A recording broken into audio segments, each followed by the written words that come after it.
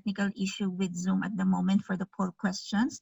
We would like to keep Sure. it at the end of your lecture. Okay, so I'll carry on till the end. Okay, great. Thank you. Thank you for that clarification. Just let me know when you want to throw in the poll questions and we can take it from there.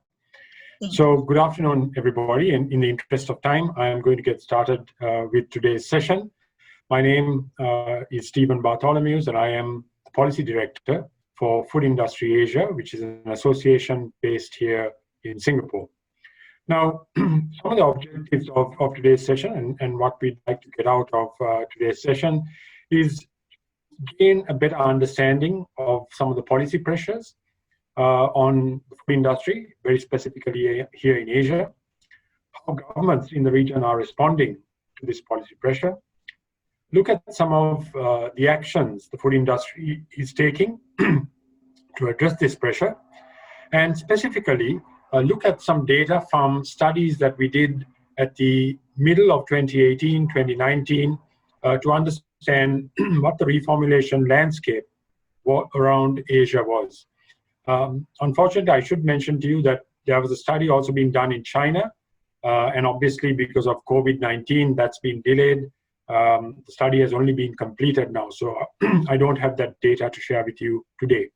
But we will look at consumer attitudes towards reformulation and also some of the priorities for industry during this session. So again, the agenda for today, no need to run through that, but just so that you know some of the topics that we will be covering in about the next 45 minutes or so.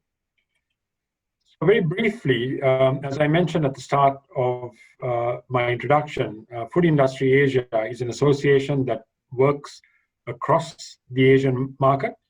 We work with 13 industry associations in 13 markets across Asia, including Southeast Asia, Southeast Asia, and also do a reasonable amount of work in Australia and New Zealand, and then obviously in North Asia with China, South Korea, and Japan as well.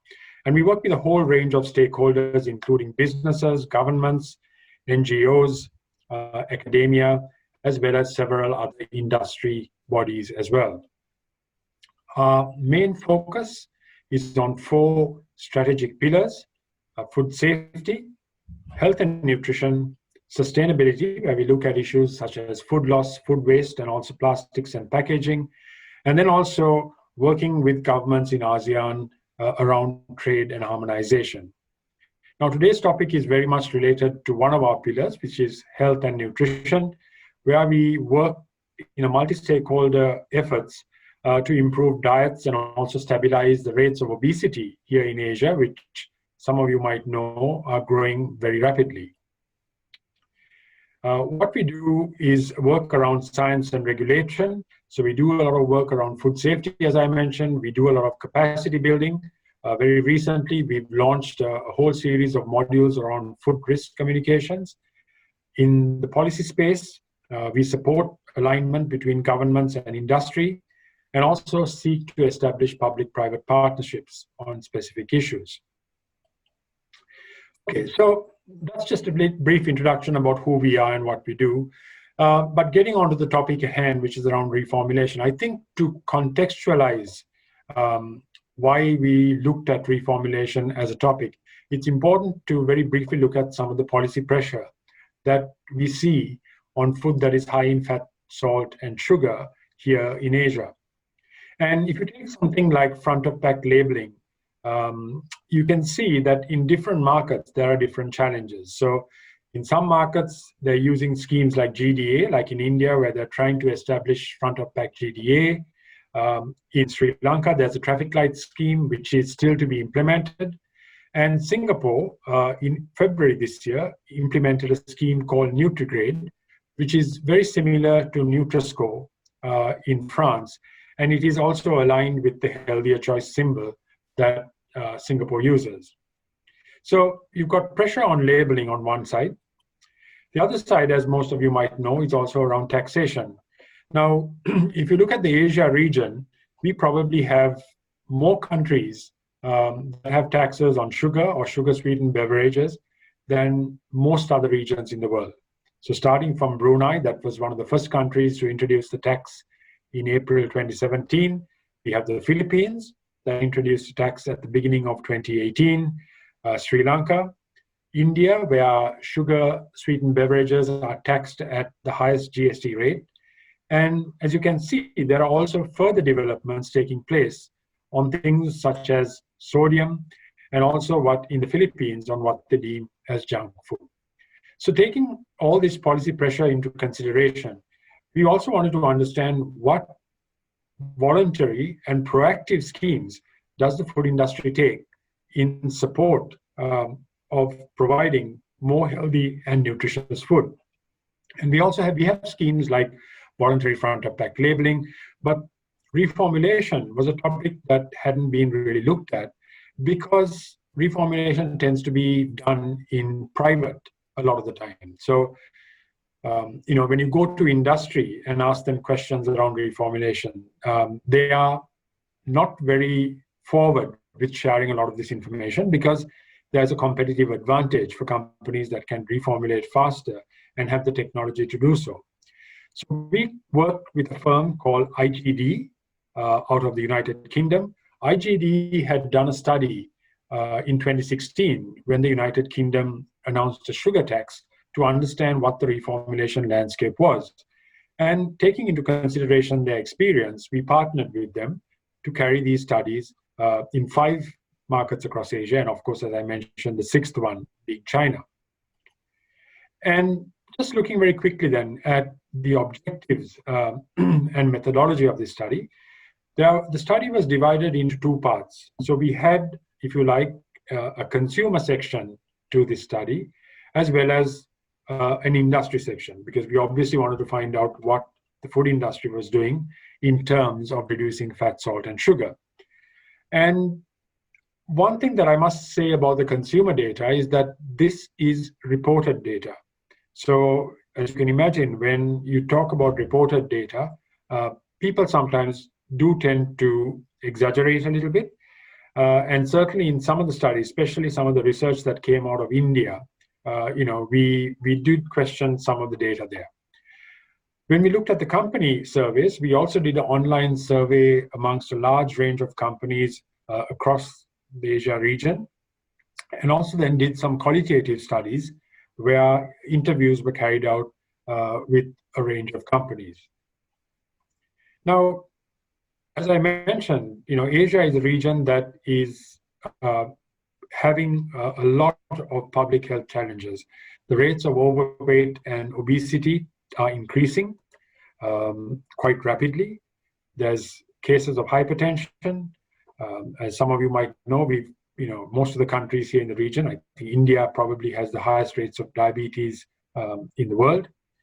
And on the other end of the spectrum, we also have chronic undernutrition. So in countries like Indonesia, 3 out of 5 children below the age of 15 are undernourished and are stunted and also suffer from wasting. So these are some of the public health challenges that we face in the region.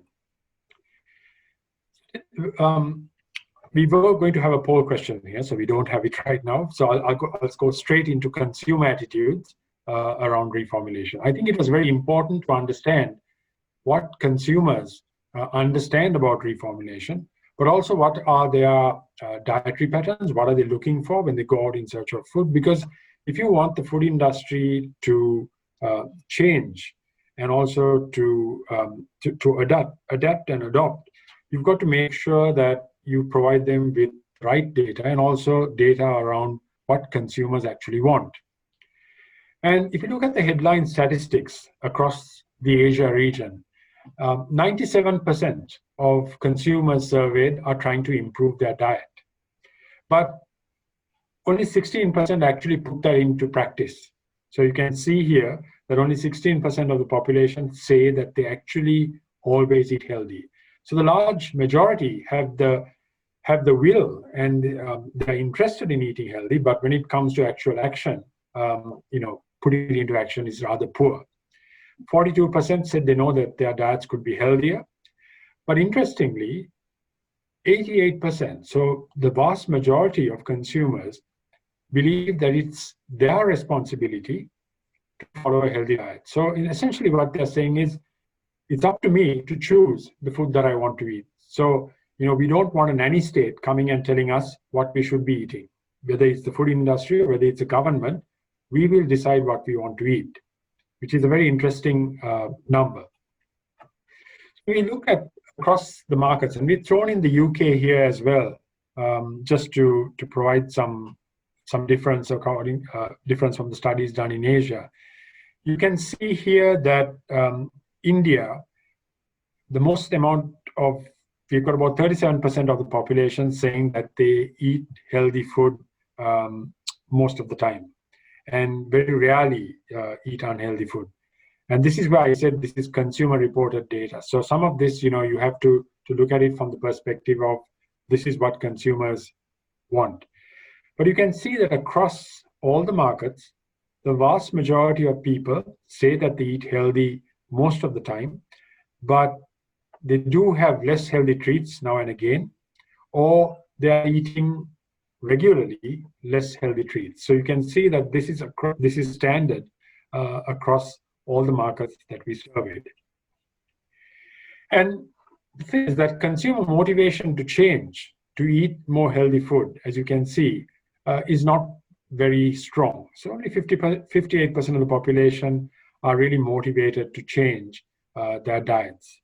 And about 52% of Asian populations are often buying food and drinks to treat themselves. So let's see HFSS food, if you like, as a treat, something when they've done well, or they have had a good day, or when they want to treat themselves, they go in for food and drinks to treat themselves. We looked at consumer attitudes towards healthier eating as well. And an interesting statistic across Asia is that 7 out of 10 consumers, so essentially 70% of those that we surveyed, felt that eating healthy is more expensive than eating unhealthily. This could be because a perception that organic food is more expensive. We really didn't drill down into that level of data, but we just asked the question, do you believe that eating healthy is more expensive? And as I said, 70% of those surveyed felt that it was more expensive. And also 50% of the consumers across the Asia region believe that there aren't enough special offers on healthy food. So again, something for the food industry to take note. I think very interesting statistic when it comes to nutrition advice, both for the food industry and also for policymakers, is that the fact that nutrition advice is constantly changing across different outlets, be it in the social media, be it information that is coming from government, or be it information that is coming from the food industry itself. The fact that this keeps changing quite constantly doesn't give confidence to consumers. So this is something that we should all take note of. And I think it's a critical factor. And there's also a level of trust, of course, that the food stores will provide products that I require to follow a healthy diet. And you can see that nearly half of the population, over half of the population, have this belief. Now, not surprisingly, the focus areas to improve diets are around reducing sugar. So over 52% of consumers across Asia want to reduce the amount of sugar that they consume. This number is significantly higher in Thailand, where 66% of the consumers want to reduce sugar. So consumers are also aware of eating healthily. As you can see, they know nearly 50% want to eat more fruit and vegetable, and people want to reduce fat, saturated fats and cholesterol. About a third of the population understands the importance of a balanced diet, and also reducing salt and snacking are all areas where consumers believe they can make changes to reducing or improving their diet. Now, the other question we also wanted to understand was, what do consumers say is important to them when choosing food and drink? And not surprisingly, right across the board, quality was one of the most important factors for consumers when it came to choosing a food or drink. And quality equates to a lot of things. It is the quality of the food. It is around the safety, that it comes from a reputed brand, that they know that what I'm buying for the money I pay is something that is quality. I'm not going to get sick eating this food. But of course, taste is critical for the consumer as well. And this is something that is very relevant and important when we talk about reformulation, because at the end of the day, you can provide quality food. And a lot of companies that certainly that food industry Asia works with, have some of the highest food safety standards in the world and are producing quality food. But that food needs to be tasty. Otherwise, the consumers are going to reject it. And I'll show you an example at the end of my presentation where this was a case. The other factor is also the clear display of nutrition information. So consumers want to know what they're eating. They want to look at the pack and say, what does this product contain? And of course, then price is also critical, as we mentioned. Across most markets, it was very important. Surprisingly, in places like Thailand, and more surprisingly in India, price actually fell down quite a lot in terms of being important to consumers. We also wanted to understand what consumers' attitudes towards labeling are, because this is important when you look at reformulation, because a lot of the time, when you look at things like the healthier choice symbol or even GDA, people are looking to see, is it green, is it amber, is it red? So you can see here that when we looked at labeling, 68% actually claim to look at the nutrition information on the pack. So that is the NIP on the back of the pack. And nearly 50% of that population also they want to understand how much sugar does this product contain. Now, as we said, if you looked across most markets, it's the NIP or the Nutrition Information Panel, which is at the back of pack, that most consumers look to. And this is partly because in some markets, front of pack labeling is not mandatory. You can see, for example, that in Thailand, when you look at guideline daily amounts monochrome, 66% of the population claim to look for GDA, and that is because Thailand has mandatory GDA for a whole range or for a number of products. And then the healthier choice symbol, of course, Singapore's had the healthier choice symbol for nearly 10 years now. So not surprisingly, Singaporean consumers are very aware of the healthier choice symbol, and therefore it's something that they look for when they choose a product. And 6 in 10 claim to look out for nutrition labels regularly. And again, this is reported information. So, we've got to take it on the basis of what people said in the survey. When they're looking at the nutrition information, what are consumers looking for when they look at the back of pack? Again, it's the amount of sugar. The total fat content came in second. The amount of kilocalories per serving, the amount of cholesterol, salt, the amount of trans fat, and also then in places like Indonesia, the amount of vitamins and minerals. So was this product fortified? The same in India, in countries where there's a lot of fortification taking place as part of the whole reformulation effort. You can see that consumers are also looking to better understand, have these products been fortified? Excuse me.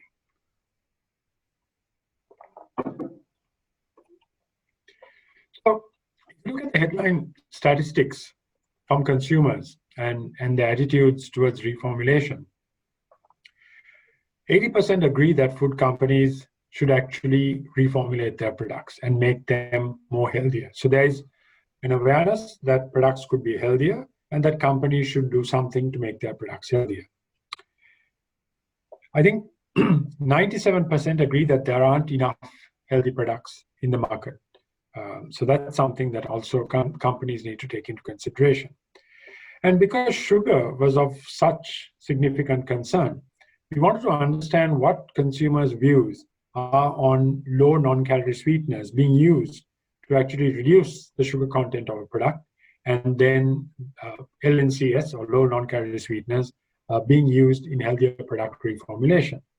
And interestingly, about 72%, so nearly 2/3 of Asian consumers were happy and receptive towards the use of LNCS, with the caveat that you need to retain the taste and the flavor of the product, which then poses a bit of a problem. Because if you take, and just a quick example here on low non-calorie sweeteners versus sugar, I think the first and most important thing for the consumer, as I mentioned, is taste. So how do you maintain the taste profile when you add LNCS and you reduce sugar? I think that is critical for the food industry if they are to gain consumer acceptability.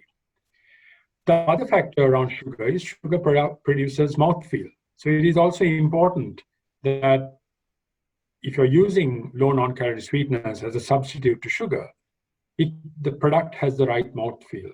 And there are a lot of bulking agents are currently used as potential solutions. But again, a factor that needs to be taken into consideration when using low non-calorie sweeteners. And finally, also the aftertaste. We have a lot of consumers say, yeah, that product with LNCS is good because it's got no calories or low calories, but it leaves a funny taste in my mouth. And you know what? I'll actually go for the product that actually has sugar because I don't like that funny taste in my mouth. And these are just consumer attitudes. When you go into regulations around sweeteners, and if you just look across the Asia region, you can see that different countries in the Asia region have different regulations around the status of sweeteners. So if you manage to get around what the consumer wants in terms of consumer acceptability, you still have to deal with regulations before you actually use these low non-calorie sweeteners. So the message I'm trying to give you here is that just taking sugar out is not as easy as anyone thinks. So you can't just take sugar out because, yes, there's low non-calorie sweeteners. Why can't you use that instead of sugar? Well, there's the consumer acceptability factor, and there's also the regulatory factor that needs to be taken into consideration before you do this. And when it comes to consumer perceptions around reformulation activity, what were some of the things that they were happy to have reformulated? So, milk alternatives to coconut to make something healthier was accepted by most consumers. You saw the data around low non-calorie sweeteners, which was high in most countries. Consumers in Indonesia were very happy for alternatives to sodium and salt being used, again, with the caveat that you must maintain the taste. And then, of course, not surprisingly, again, Indonesia and India, where there's a lot of food fortification taking place, there was acceptability around fortification as well. Okay, so that's just a quick summary of the consumer attitudes towards reformulation. But what we were really after in this study was also to understand what was the food industry doing to reformulate products in the Asia region. And we identified a number of companies.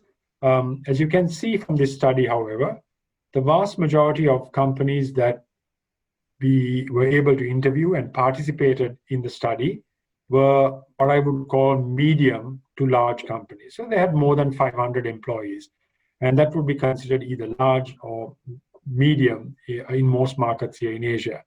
So we didn't have a lot of SMEs, if you like, participating in this survey. We had about 20%, which is not a bad number, but the vast majority, I must clarify here, were large companies.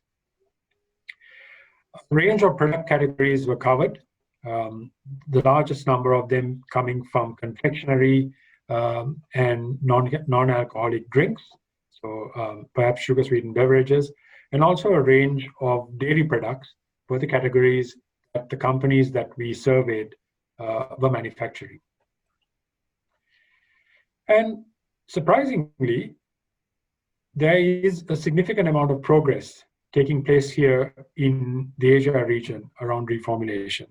So you can see that it's only about 6% of companies that said that they have no plans as of now to reformulate. And this could partly be because they don't have the resources to do so, or that their products actually cannot be reformulated any further. But 71%, so again, nearly 2/3 of the companies have either started their journey with the understanding that they have a lot more work to do, whereas around 11% have actually completed their reformulation activities of their product portfolios here in Asia. So that's actually quite a significant and a good number. And when we asked companies, what are your main motivators for reformulation?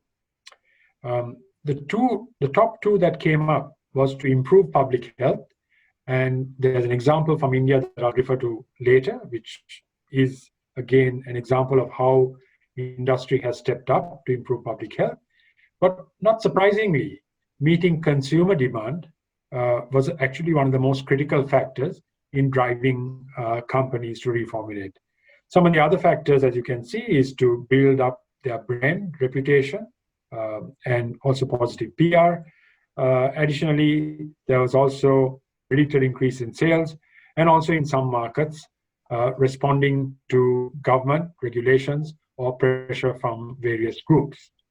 These were, if you like, the main motivators then that were driving reformulation here in Asia. We also we asked the companies, what are your priorities when it comes to reformulation? So what are your key focus areas? And what we refer to here as the previous focus areas were for the time period from about 2010 to about 2015, 2016. So you can see, for example, that in countries like Singapore, Malaysia, and Thailand, the reduction of sodium was top of the list for companies, as was trans fats, and also energy. These were some of the key areas. Additionally, allergens, the use of artificial colors were also important.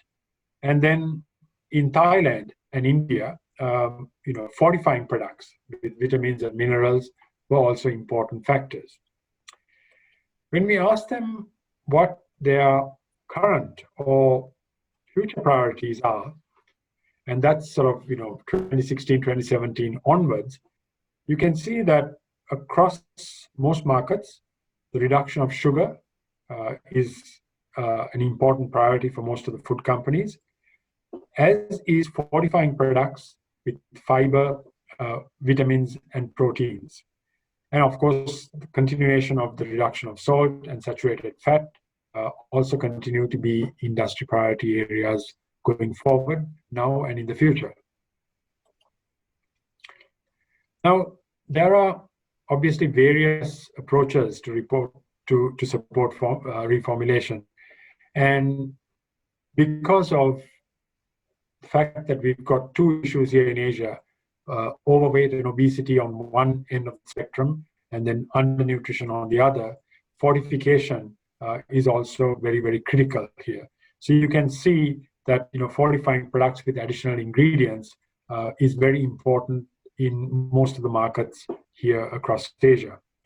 And then making changes to the recipe to improve the nutrition profile of products is also high on the list of priorities for companies. And then, low or zero calorie options was the other top area for companies when it came to the different approaches that they use to support reformulation. But reformulation, as most of you might know, is not something that can be done overnight. It's fraught with technical challenges, and it also is something that is quite significantly challenging, especially when it comes to small and medium-scale enterprises. But across the board, the top three challenges when it came to reformulation were budget limits, consumer acceptability, and then maintaining taste. And I think there's a very strong link between consumer acceptability and maintaining taste. Consumers will not accept a product that doesn't taste right. So all this needs to be taken into consideration when a product is reformulated. So it's not just about taking out salt, taking out X% of sugar. It's also understanding what impact does this have on consumer acceptability and maintaining the taste of the product, but also, do you have the budgetary capability and capacity to do so? So right across all the markets that were surveyed in this study, you can see that the top three areas were maintaining taste, consumer acceptability, and budget limits. In some markets, technical knowledge was a challenge, as was things like sourcing ingredients. And interestingly, I carried out a presentation in Indonesia in February this year for about 280 SMEs. And all of these companies were food companies that were making small-scale food production. They really didn't understand, for example, that when it came to reducing sugar, first of all, that there were low non-calorie sweeteners out there that could be used to reduce the sugar content of a product. But they didn't also understand where they could actually source this product. So the large companies may have the technical know-how, they may have the business-to-business connections to be able to do so, but we've got to be mindful that over 80% of the food that is consumed across the world is made by small and medium-scale enterprises. So these people cannot be left behind in this journey of reformulation. So again, just very simply, looking at something like salt. Why can't we reduce the amount of salt or the amount of grams of salt in a particular product? Well, again, it's not as easy as just taking out a half teaspoon of salt from a particular product. Salt has a functional role. It plays a part in providing texture for the product, flavor, as we all know.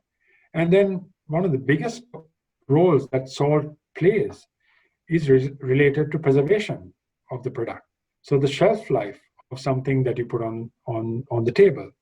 And if you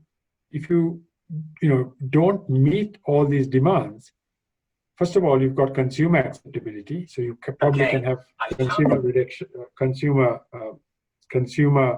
rejection of a particular product, or you have situations where you may be violating some sort of food safety standards of a particular market. So these are all factors that need to be taken into consideration when you're working towards reformulation. So what I'm trying to say, my message here is reformulation is not as easy or as simple a process as it's made out to be. So please be mindful of that. There's also another factor, and certainly when it comes to industry, around some of the attitudinal barriers to reformulation. So there's a belief from some organizations that their products are already healthy enough, so we don't need to change. The reality is that not all products can be reformulated. For example, if you take high-fat, if you take milk, you've got low-fat milk and you've got high-fat milk. You can't reformulate high-fat milk because you already got low-fat milk. So these are all factors that need to be taken into consideration when you're looking at reformulation. And then that, at the end of the day, as we saw from the consumer data, is a matter of consumer choice. For a lot of consumers, what we eat, what we consume is essentially like a fundamental right. Me as a consumer, I don't want somebody coming and telling me what I can and cannot eat. Now, yes, for health reasons, if the doctor tells me I need to reduce my salt and sodium content, I will do so. But other than that, I have the right as a human being to choose what food I want to eat. And that's something that you'll be very careful of, whether it's industry or any other person, a boundary that you'll be very careful of overstepping.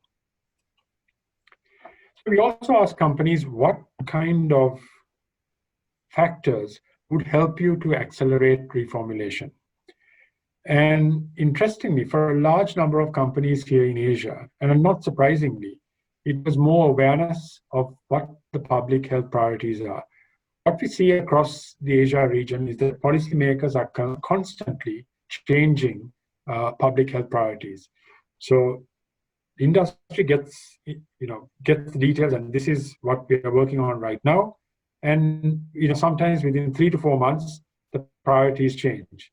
So for industry who's already on a journey, when you keep changing public health priorities, that can be a significant challenge. I think for a large number of companies, also more awareness of the current nutrition targets and standards that government set was important. And I think both of those, 1 and 2, in fact, actually go hand in hand. But I think interestingly, about 86% of companies mentioned that they were also likely to carry out more research and development around products if fiscal incentives were offered by government. And this is something that is very important. And here's an example that I just want to touch on around how in Thailand, the government designed, and I know this slide has a lot of text in it, so I'm not going to read line by line, but I just wanted to show you, actually this runs into about 3 different sheets, because this goes into the level of detail that the Thai Ministry of Health has put into this policy. And this is the sort of policy that you would want to see, because it's a graduated tax system. It's not a flat tax system. It's a kind of tax system that actually encourages reformulation. So if you look at the different periods, 2017 September to 2019 September, if you look at products that contain, for example, sugar over 8 grams but less than 10 grams per 100 ml of beverage, you have a 0.09% tax, or you had a 0.09% tax during that period. Again, from 2019 to September 2021, the tax remains at 0.009 per liter per beverage. But after October 2021, the tax suddenly goes up to 0.03 cents. And then after 2023, it actually goes up even further. So what this does is that it provides industry nearly 6 years to actually reformulate their products. So if you can reformulate, you've got 6 years to reduce the sugar content of a product and meet the criteria that the government has set. The issue with flat tax schemes is that a flat tax comes into effect, like the Philippines did in 2018, of 10 pesos per 100 milliliters. And what that does is it doesn't encourage reformulation because it's a flat tax. It comes into effect, it doesn't give industry enough time to reformulate their products. And industry is on the back foot. So, a lot of the time you may do the numbers and turn around and say, well, you might as well just pay the tax. And a lot of the time, don't forget that these taxes are passed on to consumers. So if you're looking at tax schemes to incentivize reformulation, the Thailand tax is a scheme, as you can see, that provides a runway for companies to actually reformulate their products.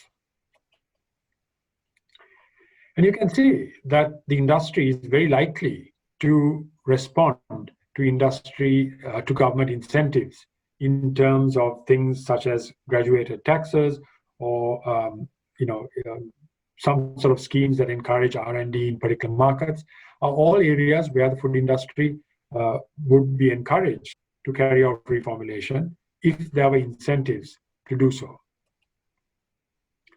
So that was just a summary then of what reformulation efforts have taken place by the food industry in Asia. I have just seen some of the preliminary data from China, and it's quite interesting as well. Unfortunately, as I said, we are not ready to share it at this moment in time. But I just wanted to highlight, in closing, some best practice examples of reformulation in Asia. And one that really stands out for me comes from the country that I'm in right now, Singapore. And it's called the Healthier Ingredients Development Scheme, which is an initiative by Singapore's Health Promotion Board to encourage healthier food ingredients and also companies to innovate and develop a wide range of healthy ingredients to promote healthier food in Singapore. It supports healthier cooking oil, whole grain rice, whole grain noodles, sugar sweetened beverages, sauces, and desserts. And this is the current category, but from my conversations with the HPB, they're also planning to extend it to other product categories as well.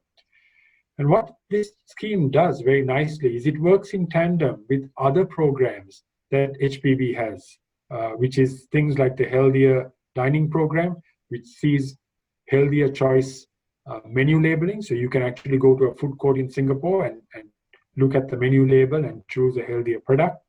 And also the Healthy Ingredients Promotion Scheme to increase the number of healthier meals available to Singaporeans when they actually eat out.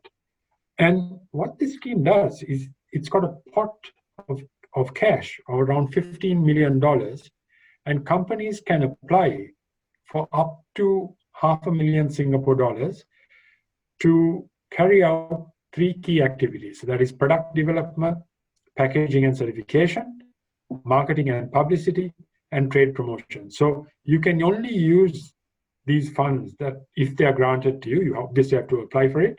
If you are granted these funds, you can use it for these 3 categories.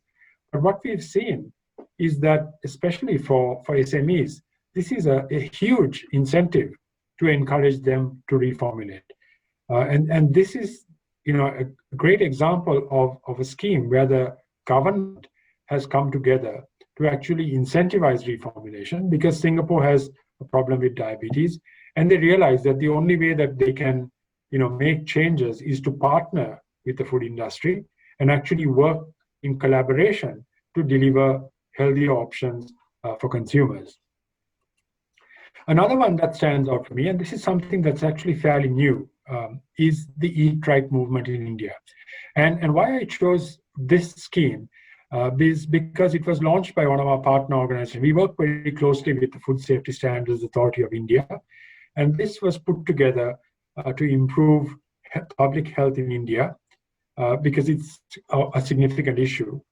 And interestingly, one of the things we saw in the data that that we were able to gather from the India reformulation study was that in 1 year, 52% of Indian food companies had started to reformulate their products because they had made a pledge to the Eat Right movement to actually reduce fat, salt, and sugar. And again, what is important about this scheme is that it's collaboration between the industry and the regulator. So rather than what we see in a lot of markets where the regulator and industry is constantly, knocking heads around issues, these are, for me, these are real public-private partnerships that are delivering value. And again, the Eat Right movement in India as well ties in very nicely with 3 other schemes that the FSSAI is currently carrying out. So Safe and Nutritious Food Initiative, which is actually focused on social and behavioral change around food safety. The Eat Healthy campaign, where they want to get consumers to reduce the amount of high-fat, salt and sugar products in their diet. And as I mentioned, because undernutrition is a significant issue in India, it's also around food fortification. So it ties in very nicely. Something like 30, I think it could be more right now. I think the number of 30 was probably earlier this year. Food companies have actually pledged to the Eat Right movement that they will reduce fat, salt, and sugar. And, what I want to reiterate here is these are the sorts of schemes that actually deliver value, because it's a partnership, it's a collaboration, and very much like front of pack labeling here across Asia. So Food Industry Asia worked with several governments across the region to voluntarily get our members, so that's food companies within Food Industry Asia, to voluntarily put GDA on the front of pack. And what's really interesting here is that from 2012 to 2017, so in a 5-year period, there was a 52% increase in the adoption of GDA labeling by FIA members across Asia. Again, something that's voluntary, something that industry pledged to do, and where industry has actually delivered. Again, the healthier choice symbol is something very similar because it actually encourages reformulation, because it provides thresholds that are discussed in partnership with industry, and then industry works towards meeting those thresholds so that they can actually get the healthier choice simple. So both healthier choice and GDA are positive labeling schemes. And what positive labeling schemes do is that they encourage reformulation. Unlike negative labeling schemes, such as warning labels and traffic lights, which don't incentivize reformulation. So when I talk about incentivizing reformulation, it's not just about financial incentives. It's also about schemes like labeling or even advertising that actually incentivize companies to reformulate. Finally, I just wanted to highlight an example of reformulation. And as I mentioned, consumer acceptability is a critical part of any reformulation activity. And I don't know whether any of you have had a chance to taste the Milky Bar Wowsums, which was launched in the UK in 2018 by one of our member companies. It was created with new structured sugar to reduce the sugar content in the product by about 30% versus the comparable chocolate bars. Milk was the primary ingredient. It also had fiber, so actually a healthy alternative to eating a regular Milky Bar. But there was underwhelming demand for the product. And this was partly because of the price, but also the fact that it didn't meet consumer acceptability in terms of taste, texture, and what it delivered to consumers. So I think in closing, what I want to say is that we've got to be mindful when we talk around reformulation that taste, quality, and price are some of the most important aspects for Asian consumers when they look for healthy food. As I mentioned, 72% of Asian consumers would support products with low non-calorie sweeteners. However, those products need to taste as good as a product that actually contains sugar. And reduction of fat, trans fat, cholesterol, and sugar are top priorities for Asian companies, as is fortification. 70% of Asian food manufacturers would actually speed up and expand their reformulation efforts if fiscal incentives were offered by governments. But we all have to be mindful that reformulation is not the silver bullet to tackle obesity and NCDs. These are multifactorial issues and need multifactorial solutions. Finally, reformulation does take time. It's not something that can be done overnight. It cannot be done in 3 months. It needs time for a product to be reformulated, because it's also about consumer acceptability and then finding the ingredients to replace the product. And also you've got to be mindful that just because you reformulate a product and you think it's healthier, more nutritious, at the end of the day, does the consumer accept that product? And to really deliver positive outcomes, public-private partnerships where our regulators and industry work together to deliver positive outcomes, like Singapore and India, are probably the best way to go about reformulation. That's all I have. I think we have some poll questions at the end. If you would like to download the reports, they are available on the Food Industry Asia website that you can see here at the bottom of this slide. If you go into our website and look at our resources, there's a whole bunch of resources around health and nutrition, and all the reformulation reports are in there, as well as some slides that we've shared in the past. So that's it from me. I'll hand it back to the team in Dubai. Thank you so much, Mr. Steven, for that wonderful presentation. Very informative indeed. Unfortunately, we would like to apologize that the poll questions will not be available at this stage. There was a technical issue from Zoom team that we didn't anticipate. It just so happened that it came out just in time for our session for tonight. I'm really sorry about that. But of course, we will cater the questions through our post-test, post-evaluation examination, which we will be sending through an online form that we will be sending along with the evaluation to the attendees. And of course, if you need any results from that questions, I can share to you the graphics, the demographics of it. We want to take this opportunity to get or to answers any further questions, clarifications from the attendees. I think there are some who raises their hands to start questioning. Miss Fini, Miss Saba, Sabir, you can unmute your mic if you would like to ask any questions.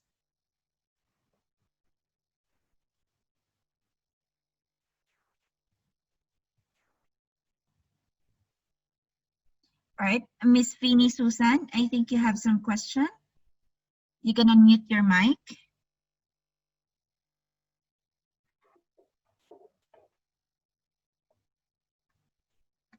I think they don't have further questions. In any case, there are some that who chatted us in question and answer box and on the chat box. Let me go through with it and read it for you.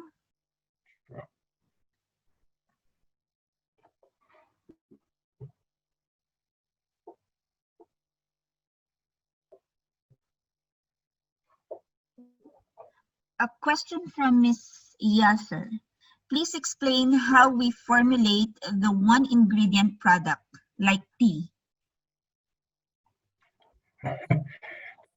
That's a very good question. And I think that's a question very similar to what I mentioned about full fat milk. The reality is that some products cannot be reformulated, right? And that is something that we have to accept. There are products that can be reformulated. There are products that cannot be reformulated any further. And its reformulation is not something for every category of product. It is only suitable for certain categories of product. I mean, if you take coffee as another example, you have regular coffee and you have decaffeinated coffee. I mean, obviously, yes, when you add milk into your coffee, you can have almond milk nowadays, you can have soy milk, you can have low-fat milk, you can have high-fat milk.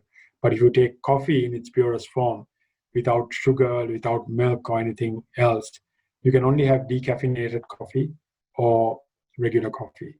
So it's the same with tea. You know, you can have decaffeinated tea, you can have green tea, you can have different variants of teas. You can have broken orange pekoe, you can have broken orange pekoe fannings, you can have silver tips, but those are just different categories of tea. Tea is tea, so it cannot be reformulated. Thank you, Mr. Steven. Another question from Mr. Faisal. I guess what is highly needed for the meantime is companies' innovation towards healthier food products. New products in the market that needs to be well commercialized. I think it's one of his comments. Yeah, I think that's a very valid comment. I think that companies need to continue to innovate. And if COVID has taught us anything, it's the importance of innovation. And I think not just in the food sector, I think across all sectors, but I think the food sector especially needs to innovate. But at the end of the day, it's also about consumer acceptability. It's around doing your research, your market research to make sure that whatever product you put out there in the marketplace is going to be accepted by your consumers. So yeah, I think that's a fair point, and I think that for a lot of food companies, that's the work they do. And it's also about gradually reducing some, certain ingredients like sugar.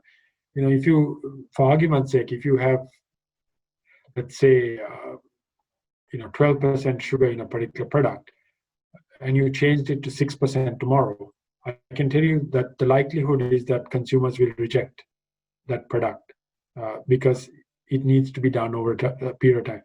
So industry has a role in nudging consumers, but that nudging, it's nudging. It's not throwing consumers off a cliff. So, it does take time, as I mentioned, around reformulation. Any other questions? I think we have about 5 minutes. There is one more question from Dr. Somya. India is a big country with diverse food habits. I just want to know how many cities were covered in the study to collect the data. Thank you. Yeah, so India is a very diverse it's a large population. It's very diverse. The diets in state to state differs. It differs in village to village. So how one village cooks a particular curry would be very different to how another village in that same state would cook a particular curry as well. So we did focus in the India study only on some of the bigger markets. So it was Delhi, Mumbai, Bangalore, I think it was Chennai, and I'm trying to think what the fifth one was. There were five main cities. I can't remember the fifth one off the top of my head, but it was five main cities that we focused on. So it would be, I mean, for a survey of this nature, it would be impossible to go into every city, every village kind of thing and get that level of data. Thank you, Mr. Stephen. One more question from Mr. Wael. Do you have any study regarding consumers' trend for the last 5 years? Consumer trends for the last 5 years? No, we don't. Actually, we haven't looked at consumer trends. We only looked at consumer trends just to understand what consumers were interested when it came to reformulation. But that said, we have done some very interesting work in the last 6 months with a company called AI Palette, where we are looking at how consumer habits or consumer dietary habits have actually changed during the COVID period. And interestingly, we've done the study in China, India, Malaysia, Singapore, Philippines, and Thailand. And it's very interesting that in all of these markets in the last 6 months, for a lot of consumers, comfort food has become very important. So, they're eating a lot of snacks, confectionery, and also beverages to perhaps, because it's a very anxious time for them. So, they're cooking at home. There's a lot more cooking at home. So bakery products are flying off the shelf in most markets here. So much to the extent that some QSRs are actually providing recipes for consumers to actually make their own products at home. And we've seen certainly, the study that AI Palette has done, and again, that data is also available on our website if you happen to go to it. It was very interesting to see that in the last 6 months, while consumers are also looking at food that boosts their wellness and immunity, they're also looking at food that gives them happiness and keeps them happy in these very sort of anxious times. Thank you, Mr. Stephen. Another question. What is the impact of COVID-19 on product reformulation? Does it have any effect or reformulation efforts are being continued?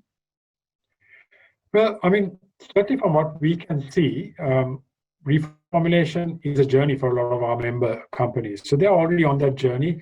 And if anything, I think that COVID-19 has actually accelerated company efforts around reformulation because of the demand, for example, for food that boost wellness and immunity. So again, food that is high in vitamins, minerals, fibers, etc., has seen a higher demand. So I don't think it has had an impact, certainly on the companies that Food Industry Asia works with. So these large multinational companies. I do think, however, and I moderated a session about 2 months ago for a number of SMEs here in Singapore, and certainly they were struggling in terms of sales, in terms of getting ingredients. So for companies like that, I would guess that reformulation would perhaps not be a top priority because they're just trying to stay afloat and stay alive. All right, thank you, Mr. Stephen. Another more question, is there any time limit for reformulation of products? Any time limit? I don't really know what you mean by that question, but let me try and interpret my understanding of it. I think that what I meant was that reformulation takes time. But I think that, for most companies, you're not going to say, it depends on what are you trying to reformulate. If you are trying, for example, to reduce the salt content or the sugar content by, let's say, for argument's sake, let's say 25 or 30%, then that's going to take a bit of time, right? Because you've got to gradually reduce that amount. You can't just do it overnight because your product will be rejected by the consumer. I think another good example of a product that was rejected by consumers because they went overnight from one particular product to something that was completely different is a beverage called Lucozade that is sold in the UK, where they changed the formula and came up with a new formula overnight, and consumers rejected the new formula. So I think that reformulation, I mean, companies will have a time limit. So if you look at the Thai example that I shared with you around the graduated sugar tax, certainly for a lot of companies, if they don't want to be taxed at that highest bracket, they have 6 years from 2019 to make those changes. So 6 years for a company in Thailand that's working on sugar reduction would be their time limit. All right. A follow-up question on that. How often can we do it? How often can you reformulate? Well, I think again it depends on consumer demand. It depends on the availability of ingredients that can be substituted, and as and when new ingredients come into the marketplace, they can be used. So stevia has become quite big only in the last sort of 5 to 6 years. So perhaps companies that were using other low non-calorie sweeteners prior to stevia being on the market will now start reformulating their products with stevia.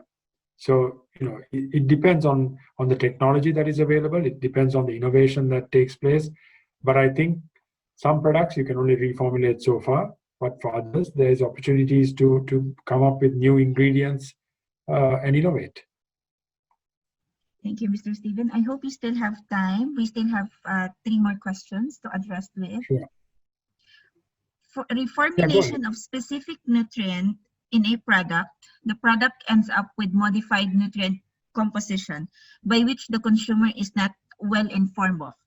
Wouldn't reducing sugar intake in a bar lead to increased fat content to compensate for taste?